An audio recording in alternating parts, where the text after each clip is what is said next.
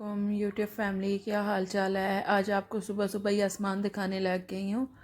Actually आज weather बहुत अच्छा था, बहुत अच्छा मौसम था, बारिश होके रुकी थी और साफ़ सुथरा माहौल था। सरसब्ज पत्ते नज़र आ रहे थे। दिल की आपके साथ भी थोड़ा सा शेयर कर लूँ।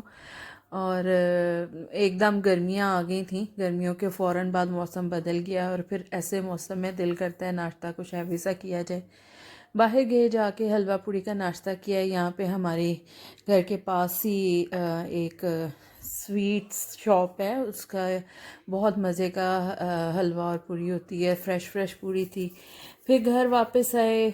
आज काफ़ी खलारे शलारे पड़े हुए थे, संडे था तो सोचा ये कि जो कपड़े संभालने वाले, क्योंकि मैंने सारे गर्मियों के कपड़े उतार लिए हुए थे और सर्दियों के कैबिनेट से निकालने थे। फिर सोचा कि कुछ ना कुछ कर लूँ। मेरे सबसे पहले गर्मियों के कपड़े निकलते हैं बाहर, तो बच्चों के रह गए थे। बच्चों की कैबिनेट्स वगैरह सारी मैंने सीधी की। उसके बाद फिर खाने की बारी आ जाती है और सबसे मुश्किल काम होता है कि क्या बनाया जाए। आज कोई स्पेसिफिक डिश की नहीं आपके साथ शेयर कर रही, जस्ट रूटीन आपके साथ शेयर कर रही हूँ इस वीडियो में। चिकन था पड़ा हुआ तो वो निकाला, उसको हल्का सा फ्राई किया। फिर उसमें मैंने डाले सारे गरम मसाले तो नहीं, स्पाइसेस जितने भी हैं, नमक मिर्च वगैरह और जो टिपिकल होते हैं खाने में डालते हैं। पहले हल्का से इसको फ्राई कर लिया। मैंने कहा चलें, मुर्गी को कहते हैं ना, जितना पकाएं जितना भूनें उतना बेहतर होता है। लेकिन अब ये अल्लाह ताला की तरफ से ये है कि कोई बीमारियां आए तो हैं। अब खाना पीना भी तो ज़रूरी होता है, हर चीज़ खानी चाहिए। कोई कहता है चिकन ना खाएं, लेकिन बच्चे भी अब चिकन पसंद करते हैं। और दूसरा, इतनी महंगाई हो चुकी हुई है कि बीफ और मटन वगैरह खाना पीना, उनको लेना ख़रीदना और रोज़ रोज़ पकाना भी मुश्किल हो गया हुआ है। मैं इतना महंगा आजकल जो है वो लैम्प का गोश्त मिलता है ना। लेकिन क्या करें, आजकल तो चिकन भी बहुत महंगा है। एक ही रेट, बस हाफ हाफ का फ़र्क ही रह गया और तो कुछ भी नहीं। इसको अच्छी तरह से फ्राई कर लेने के बाद फिर मैंने कहा इसका थोड़ा सा रंगत चेंज करूँ। तो रंगत, कभी पतीली इधर जा रही थी कभी उधर जा रही थी, तंग पड़ गई मैं इसको पकड़ पकड़ के। तो अब क्या करूँ, एक तरफ से मोबाइल भी पकड़ना था, कैमरा भी पकड़ना पड़ जाता है। फिर ऊपर से फिर मैंने कहा थोड़ा सा ज़रा रोकूं और उसके बाद इसको अच्छी तरह से पहले भून लूँ। फिर दोबारा से कैमरा ऑन करती हूँ। फिर इसमें नमक और धनिया पाउडर और सुरख मिर्चें, फिर उसके बाद हल्दी, ये चारों चीज़ें डाली और फिर इसको मिक्स करने लगी। तो फिर देगची भाग जाए, पता नहीं क्यों डरती है इतनी ज़्यादा देगची, या कोई चीज़ में मिक्स करने लगूँ तो बाउल भाग जाते हैं। आज ये चिकन इसको मिक्स कर रही हूँ तो देगची इधर उधर भाग रही है। स्यापा ही डाली रखा है इसने। फिर मुझे कैमरा बंद करना पड़ा, फिर इसको अच्छी तरह से भूनना पड़ा। फिर मैंने लिया ग्राइंडर में एक अदर टमाटर और थोड़ा सा प्याज, थोड़ा सा लहसुन, थोड़ा सा अदरक, ये सारी चीज़ें लेके इसको कट्टी ग्राइंडर में मैंने मिक्स करके और ग्राइंड कर लिया। और फिर उसके बाद इसको मैंने इसी चिकन में, चिकन की इतनी अच्छी खुशबू आ रही थी, अभी मैंने कुछ भी नहीं इसमें डाला था, सिर्फ मसाले, ऑयल और चिकन था और बड़ी ही मज़े की खुशबू थी। फिर इसमें मैंने सारी पेस्ट डाल दी और इसको अच्छी तरह से फिर मैंने भूनने के लिए रख दिया है और सोचा कि गल भी जाए। फिर कहा जी हस्बैंड को कि कोई सब्ज़ी ला दें, खाली नहीं खाने को दिल कर रहा, तो वो उठा के ले आए घिया, जिसको कद्दू भी कहते हैं। काफ़ी अच्छा निकला।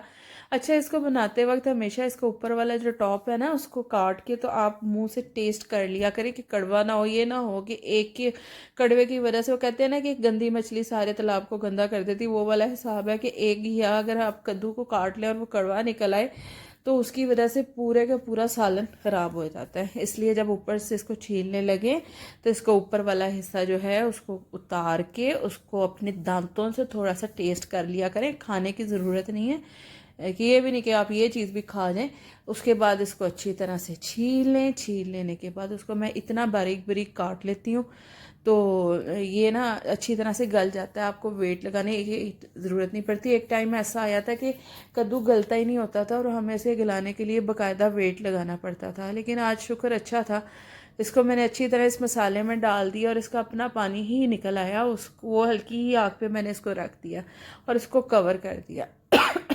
आज याद आया कि मैंने तो सुबह चाय ही नहीं पी थी और आपको पता है कि मेरी चाय के बगैर मेरी रूटीन नहीं शुरू होती, लेकिन फिर भी इतने काम कर लिए। उसके साथ ही फिर मैंने तो खाना भी दम पे रखा हुआ था। ये देखें कद्दू कितना अच्छा गल गया था।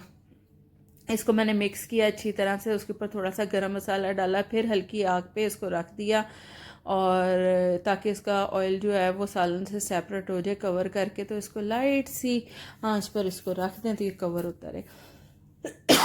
हाय, कम वक्त हमारी खांसी अभी तक जान नहीं छोड़ी। कल पकाया था हम लोगों ने पुलाव और मतंजन, जिसकी रेसिपी पहले भी शेयर की, वो गर्म किया और खाने लग गई। आज दिल बहुत ही उदास था, ऊपर छत पर चली गई शाम को। तबीयत इतनी उदास हुई हुई थी। एक्चुअली हमारे नेबर्स हैं, नेबर्स के जो सामने रहते हैं उनके छोटे छोटे दो बच्चे ही हैं, और उनकी अचानक से तबीयत ख़राब हुई। 2-3 दिन वो हॉस्पिटल में रहे और उसके बाद उनकी डेथ हो गई। और इतना अफसोस और इतना दिल ख़राब कि बिल्कुल ही ना ज़हन से नहीं निकल रहा था, क्योंकि उनको हमने बिल्कुल सेहतमंद और अपनी आंखों के सामने चलते फिरते और बगैर किसी तकलीफ़ और बीमारी के देखा, और अचानक ही उनको हार्ट अटैक हुआ। हॉस्पिटल लेके गए और उन्होंने लाहौर रेफ़र कर दिया, और लाहौर में चल के खुद गए वो।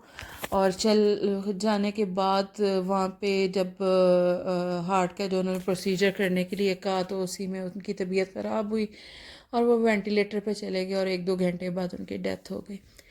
इतना अफसोस के दिल से नहीं निकलता, क्योंकि अपने जो हैं वो सारी ज़िंदगी नहीं भूलते। ये रिश्ते इतने करीबी और खूनी रिश्ते होते हैं, क्योंकि स्पेशली जिनके माँ बाप ना हों। मेरे मेरे पेरेंट्स की भी काफ़ी शादी से पहले ही मेरी डेथ हो गई थी, और मेरे लिए सारा कुछ बेयर करना बहुत मुश्किल था। छत पे जाके थोड़ा सा जहन चेंज करने की कोशिश की, लेकिन वही ना बात, किस तरह की बातें जहन से नहीं निकलती। बार बार यही दिल में आए कि उनके बच्चों का क्या बनेगा, किस तरह वो रहेंगे। अभी तो स्कूल गोइंग है, अभी तो कॉलेज भी नहीं जाते, और किस तरह से उनकी जो वाइफ है वो करेंगी, क्योंकि उनकी फैमिली में सारा कुछ ही उनके फादर ने संभाला हुआ था। और जो सामने रहते हैं आंखों के सामने, तो ये चीज़ें बड़ी फील होती हैं। लेकिन अब अल्लाह ताला के काम है, इसमें हम लोग क्या कर सकते हैं, अल्लाह की तरफ से ही है ना। अल्लाह ताला परेशानियां डालता है, अल्लाह ताला ही सब्र देने वाला है ना, हम उसे रोक सकते हैं, अपनी मर्ज़ी है खुदा की। बस अल्लाह ताला आसानियाँ पैदा करे सबके लिए, और बच्चों के सरों पे माँ बाप का साया सारी ही उम्र सलामत रखे। मगरिब का टाइम हो गया, फिर मैं नीचे आ गई, नमाज वगैरह पढ़ी। आजकल थोड़ा सा कुरान शुरू किया हुआ है, क्योंकि आपको पता है कि रमज़ान आ रहा है। पहले भी पढ़ती हूँ, लेकिन ये रूटीन से नहीं पढ़ा जाता था। अब थोड़ी सी रूटीन बनाने की कोशिश कर रही हूँ क्योंकि अब जितना भी पढ़ा जाए कम होता है, दिल करता है कि ज़्यादा से ज़्यादा पढ़े।